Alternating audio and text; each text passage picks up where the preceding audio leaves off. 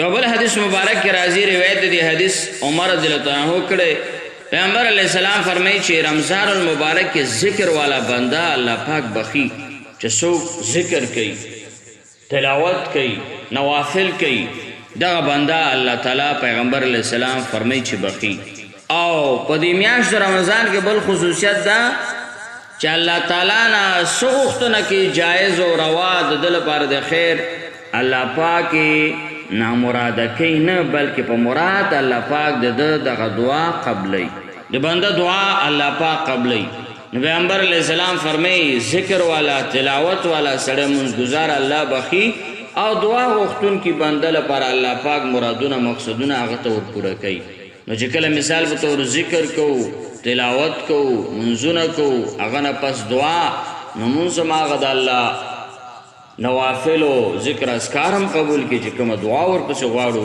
هغه الله پاک هم قبلي بالخصوص په دغه میاشت رمضان کې یو حدیث مبارک کې راځي عبد الله ابن مسعود رضی الله عنه د حدیث مبارک راوی دا چې کله میاشت رمضان پیغمبر علیه الصلاۃ والسلام فرمایي چې داخل شي یو आवाज کون کی आवाज کوي یو ملائکه د الله طرف نه आवाज کوي आवाज اعلان داسې کی چې خیر تلاش کون کیا متوجه شه معنا چې تا به خیر غوښته تا به اجر غوښته ته به ثوابونو پسې طلب کون کې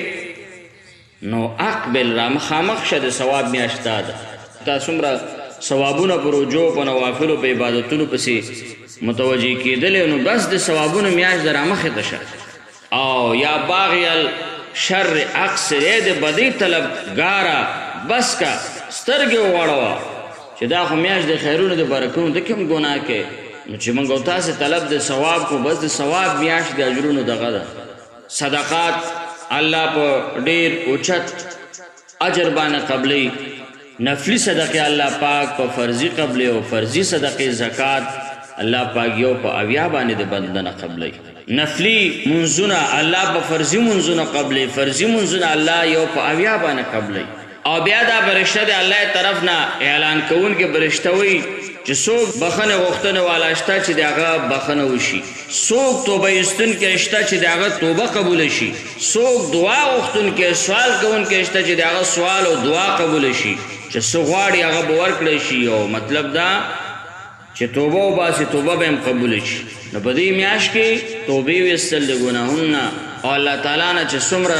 جایز څیزونه وي هغه سوال کول الله تعالی نه غوښتل ځکه باقاعده هر شپه د اعلان کیږي حدیث مبارک کې راځي چې اجر طلب کوون کې را مخامخ شه د اجرونو میاشت ده د ګناه طلب کوون کې بند شه ویښ شه بیدار شه دا خو د اجر د ثواب هغه ده کې ګناهونه ونه کي او بیا دا اعلان کې څوک بخنه غوښتلو والا شته چې هغه بخنه وشي څوک توبه ایستون کې څوک سوال کولو والا شته څه غواړي چې هغه ورته ورکړی شي رزق غواړي صحت غواړي اولاد غواړي بچي غواړي واده غواړي کاروبار غواړي چې الله پاک درته ورکړي خو دومره ده چې د دعا لپاره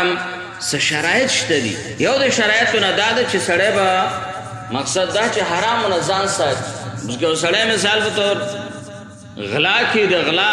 شوي مال نه هغه ځان لپاره رزق خوراکه برابروي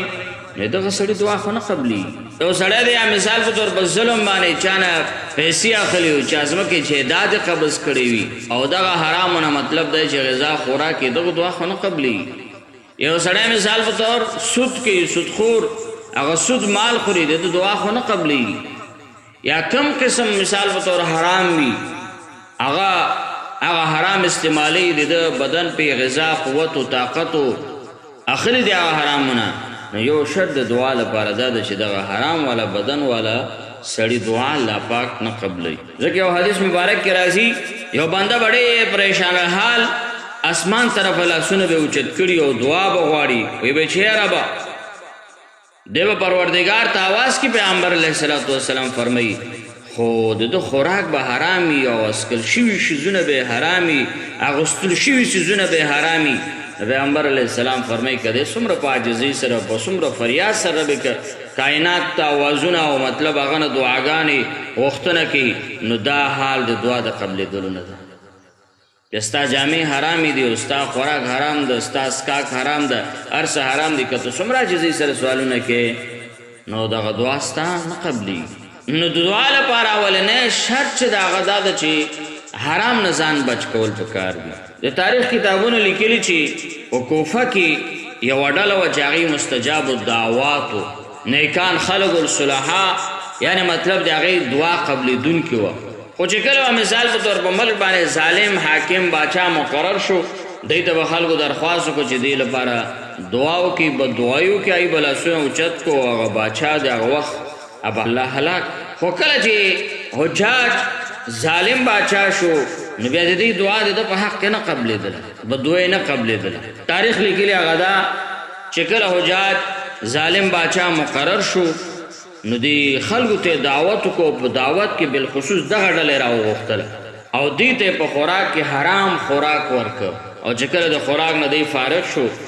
نو حجاج اعلان وکړ چې اوس زه د دې خلکو د خیرونه نه یریږم دا چې کوم مستجاب دعوات باندې مشهوره دي ځکه چې حرام روزي د دې خېټو ته لاړله نو چې حرام روزي د دې خېټو ته لاړو نه دعا قبلېږي او نه خیرې قبلېږي ووایه نن سبا چې څومره حرام خور یو څومره مثال په طور ظالم یو هغوی د دعوه کوي چې زما نه دعا به هله قبلېږي چې سړی حرام نه ځان بچ کي د دوکیو د فراډ کاروبار نه ځان بچ کی کوشش دا پکار ده چې خپل رزق بنده حلال د حلالو مخکینی امامانو ډېر زیات احتیاط کو د حلالو د حرامو ترمنځ امام احمد حنبل رحمت الله علیه په باره کې راځي یو ورځ دی د درس نه راغی روټۍ ورته کېښودله کور والا ورته وویل چې ته درس ته تللی وي او څوک نه و مالګه م نه وه مالګه مې د خپل زوی د کور نه راواغېستل امام احمد حنبل رحمت الله علیه زوی چې په دغه موقع باندې قاضي و امام احمد حنبل رحمت الله علیه وفرمیل چې زما د زوی قاضي ده او د دغه قاضي د کور مالګه تا په وړو کې اچولې ده زه دا ډوډۍ نه خورم یعنې دومره احتیاط کوو چې د هغه په دې زوی په دې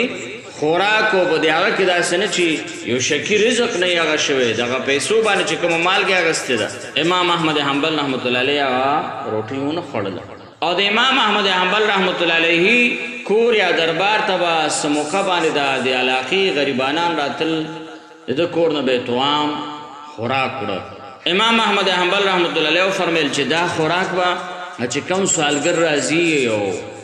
سوال کې دا به هغې ته ورکوي خو امام احمد حنبل رحمت الله علیه کور والا ته وایي خو چې کله دا روټۍ تاسې هغې ته ورکوئ نو هغې هم په ده باندې خبر کړي چې امام دا روټۍ نه ده خوړلې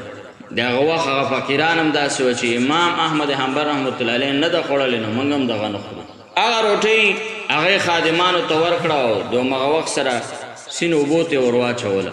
امام احمد حنبل رحمت الله علیه تپوس وکړي چې روټو سره هم څه چل وکړه ویا خو چې تا ونه خوړله فقیرانو ته ورکوله فقیرانو م نه خوړله نو بیا افراط و مغسین هغه کې هم واچو بس مونږ ویل چې زه کبان بیا وخوري امام احمد حنبل رحمت الله علیه د هغه خلکو نه چې څوک کبان نیسي او ماهرین د دې کبان وي هغې ته ورغوئ هغې نه یې تپوس وکړو چې د کب څومره عمر وي هغې ورته وښوده چې دومره عمر د کبان وي نو امام احمد حنبل رحمت الله په ځان لازم کړي چې دومره وخت به زه کبان نه خورم مانه چې کم کب دغه ډوډۍ خوړلې هغه کب زما خوراک کې پرې نه وځي نو دومره احتیاط به کوو دا ځکه هغې مستجاب الدعوات او الله پاک ته ودرېدلو والا خلک او هغې ته عبادت هم خوند ورکوو ذکر هم خوند ورکوو تصنیف هم خوند ورکوو هر څه ورته خوند ورکوو دا موږ او تاسو ته چې هر څه خوند نه عبادت خوند نه راکړي ښه اوزګار یو خو ذکر زمونږ نه کېږي ښه اوزګار یو تلاوت نه کېږي ښه اوزګار یو نوافل نه کېږي موږ ځکه خامخا په یو ظلم باندې به اخته یو اشرف علي تانوي رحمت الله علیه فرمایي یو ورځ وی لیکلو ته کېناستېدلم لیکلو ته مې زړه نه کېده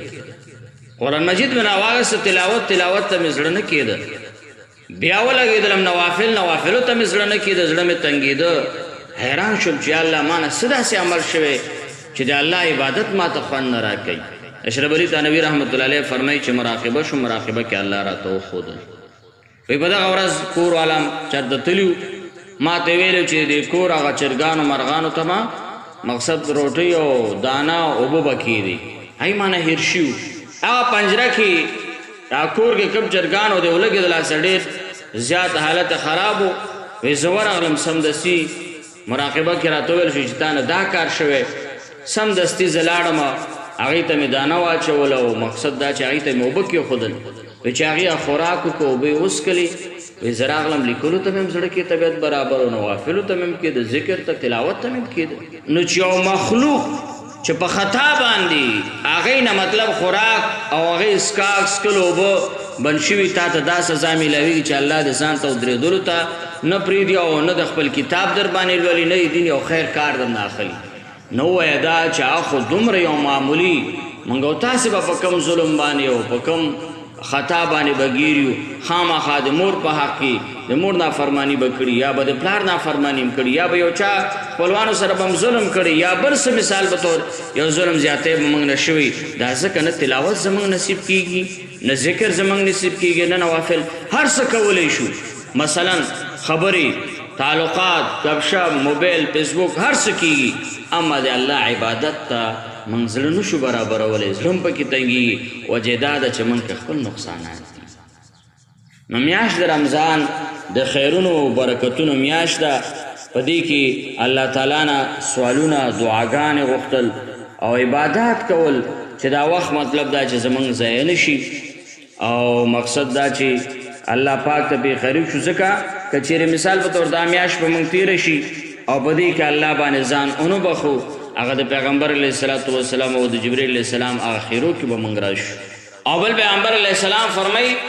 ابو سعید خدری رضی الله تعالی عنہ د حدیث مبارک راوی ده ان لله تبارک وتعالى وتقى في كل يوم وليله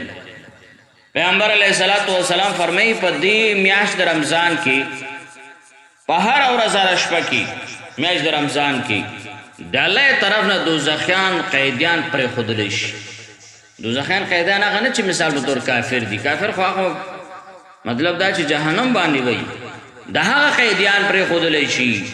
هغه جهنمیان پرېښودلی شي چې کوم مؤمنانو کې مطلب دا چې مستحق د عذاب مستحق د جهنم ګرځېدلي دي اگر که دوی ژوندي دي خو په دې نیکو اعمالو باندې دی الله پاک د دې قید نه خلاص کړي کېدای شي موږ نه په دې کال کې داسې کار شوی چې مستحق د عذاب ګرځېدلي مستحق د جهنم ګرځېدلي واجب الجهنم ګرځېدلي په هغه اعمالو کردارو په ظلمونو په بدکارانو بدعملۍ باندې نو چې کله میاشت د رمضان راشي نو پیغمبر علیه الصلاة والسلام فرمایي په دغه میاشت د رمضان کې هره شپه د الله طرف نه قیدیان د جهنم چې دغه خلاصي موږ تاسې کم اعمال ښه عمل ده کم کردار هم ښه کردار ده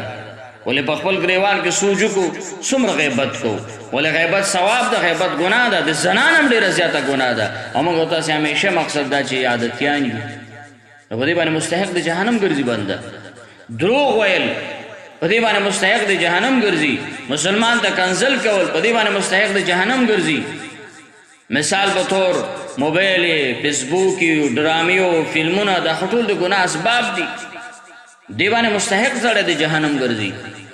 عذاب به دې ته ورکولی شي بغیر د عذاب نه دی ګناهګار سړی ډارې خو جنت ته نه ځي که دی په ایمان سره هم د دنیا نه لاړ شي دی به هله جنت ته ځي چې دا کومه ګناه په دنیا کې دنه شوې ده غیبت شوې ده مثال په طور دروغ ویل شوي دي فلمونه یې کتلي ډرامې کتلي بدکارانې بدعملیانې کړي دي د ده به دته عذاب ورکولی شي دا عذاب نه بعد به دی مطلب جنت ته ځي که دی په ایمان سره دنیا نه لاړ شي نو په دغه ګناهونو باندې دی مستحق د جهنم ګرځېدلی او نو چې دې میاشت کې پیغمبر علیه السلام فرمایي جهنمیان قیدیان الله پاک په دې میاشت کې الله پاک د جهنم نه خلاصوي نو په کار دا چې په دې میاشت کې نور هم عبادت ډېر وکړو کېدای شي په دې کال کې داسې اعمال کردار شي چې دی مستحق د دغه سزا او عذاب ګرځېدلي بل پیغمبر علیه السلام فرمایي وان لکل مسلم فی کل یوم ولیلة دعوة مستجابة د هر یو مؤمن ښځې د هر یو مؤمن مسلمان د وړو د غټو د ټولو سپین ږیرو د ځوانانو د ملا د غیر ملا د هر چا یو دعا قبلیږي د هر چا یو دعا قبلیږي په دې میاشت کې پیغمبر علیه السلام فرمایي هر ورځ دعا قبلیږي ستا هم قبلیږي ستا د مور ستا د خویندې ستا د وروڼو زموږ د ټولو دعاګانې قبلیږي نو دې کې به اوله دعا د بخښنې دعا به کوو دا د خپل ځان لپاره د ژوند د زندګۍ د ښایسته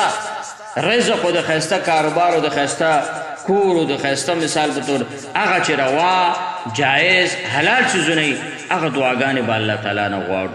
او بیا د دعا د قبلېدلو ټیم په حدیثو کې ښودل شوې ده چې په دې روجماتي ټیم کې دعا قبلېږي د بنده